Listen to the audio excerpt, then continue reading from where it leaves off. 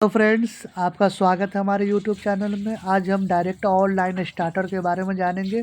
इसका power wiring और control wiring कैसे करते हैं, सारा डिटेल्स आपको इस वीडियो में मिल जाएगा। क्यों हम ओवरलोड रिले के रहते हुए हम एमसीबी यूज़ करते हैं, कौन-सा प्रोटेक्शन है जो हमारा जो ओएलआर है वो नहीं दे पाता, तो हम एमसीबी यूज़ करते हैं। बेसिक ड्राइंग सीखेंगे कि कैसे कोई चीज़ हमारा ऑन है तो हमें पता चलेगा और ऑफ़ है तो कैसे उसका ड्राइंग करते हैं। सारा डिटेल्स मैं एक वीडियो में आपको देने वाला हूँ और लास्ट में मैं ये भी बताऊँगा कि मोटर को कब हम स्टार में कनेक्ट करेंगे और कब हम डेल्टा में कनेक्ट करेंगे। तो चलिए शुरुआत करते हैं इस वीडियो का। हमारे साथ इस वीडियो में लास्ट तक बने रहें। ठीक है दोस्तों? तो चलिए स्टार्ट करते हैं। सबसे पहले इसका पावर वायरिंग ड्राइंग का। जैसा कि आप देख पा रहे हो, ये हमने 3 फेज़ सप्लाई ले रखा है, R1, Y1, B1। ये एमसीबी के इनपुट में जाएगा और यहाँ पर हमने टीपी एमसीबी ले रखा है 32 एम्पीयर का। ये जो आप बीच में लाइन ड्रॉ कर दिए हो, ये जो लाइन ड्रॉ है, इससे ये पता चलता है कि हमारा जो है वो टीपी एमसीबी है। अगर ये लाइन ड्रॉ नहीं होता, तो ये एसपी सिंगल पोल के एमसीबी होते हैं। ये टीपी एमसीबी का सिंबल है। जैसे ही इस एमसीबी को हम ऑन करेंगे, तो ये कॉन्टैक्टर जो है हमारा 2KM1 वो ऑन होगा। जैसे ही ये ऑन होगा तो इसके कॉन्टैक्ट एनो कॉन्टैक्ट जो है वो एनसी बन जाएँगे और आउटपुट देगा, जो ओवरलोड रिले में जाएगा और ओवरलोड रिले का जो आउटपुट है, वो हमने टर्मिनल्स पे दे रखे हैं 1, 2, 3। ठीक है दोस्तों? अब इस मोटर का 3 वायर इस टर्मिनल पे आके कनेक्ट हो जाएगा। तो यहाँ पे हमारी पावर वायरिंग कंप्लीट हो गई। अब हम इसके कंट्रोल वायरिंग के बारे में जानते हैं। यहाँ से हमने न्यूट्रल ले रखा है, जो कॉन्टैक्टर और ऑन इंडिकेशन, ट्रिप इंडिकेशन और ऑफ इंडिकेशन तीनों को दे रखा है लूप करके। उसके बाद हम यहाँ से आर फेज से एक लूप लेंगे और सिंगल पोल का एमसीबी लगा देंगे, इससे कंट्रोल के सेफ्टी के लिए कि अगर कंट्रोल में कोई भी अगर शॉर्ट सर्किट होता है तो ये ट्रिप करा देगा कंट्रोलिंग को। तो यहाँ पे हमने एक सिंगल पोल का एमसीबी लगा रखा है।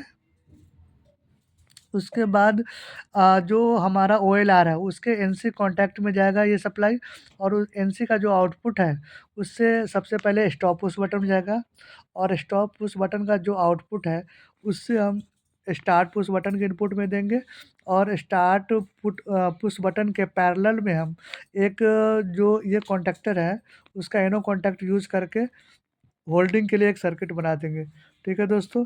और ये स्क्वायर से एक लूप डाल के जो ऑन इंडिकेशन है उसको हम दे देंगे।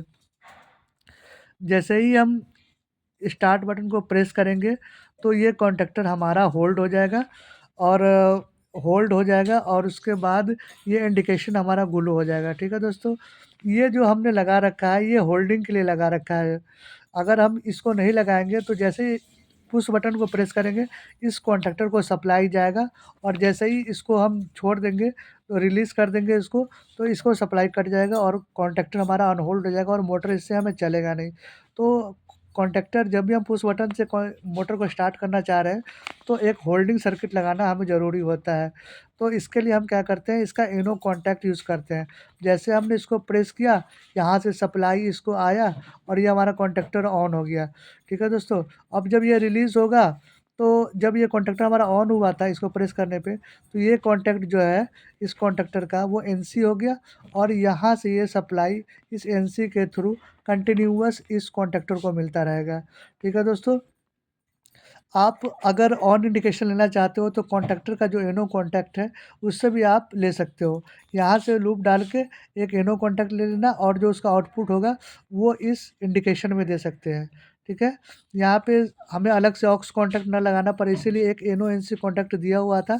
तो हमने इस सर्किट में इसके कॉइल से ही इस ऑन इंडिकेशन को हमने ऑन करा दिया। ठीक है? अब हम ट्रिप के लिए जो ओवरलोड रिले है उसका एनो कॉन्टैक्ट यूज़ करेंगे। ये कब काम करेगा, जैसे ही वो मोटर अगर ज़्यादा करंट लिया या कि सिंगल फेजिंग की वजह से वो ट्रिप करेगा, तो ये जो कॉन्टैक्ट है वो हमारा एनसी बन जाएगा और ट्रिप इंडिकेशन आ जाएगा। अब ये मोटर हमारा ऑफ कंडीशन में ये कैसे पता चलेगा, तो इस कॉन्टैक्टर का जो एनसी कॉन्टैक्ट है वो यूज़ करेंगे।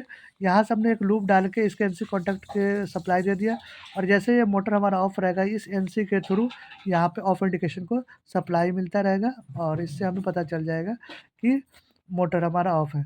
तो मोटर को हम कब स्टार में कनेक्ट करेंगे और डेल्टा में कनेक्ट करेंगे, इस पर एक लंबा वीडियो बन सकता है, लेकिन मैं शॉर्टकट में बता दूँ दोस्तों कि जनरली जब मोटर हमारा 5 एचपी से कम का हो, तो हम स्टार में कनेक्ट करेंगे और जब मोटर हमारा 5 एचपी से ज़्यादा का हो, तो हम डेल्टा में कनेक्ट करेंगे। ठीक है दोस्तों, अगर कोई भी डाउट हो तो आप कमेंट बॉक्स में लिख सकते हैं, आपके डाउट को क्लियर किया जाएगा। थैंक्स फॉर वॉचिंग दोस्तों।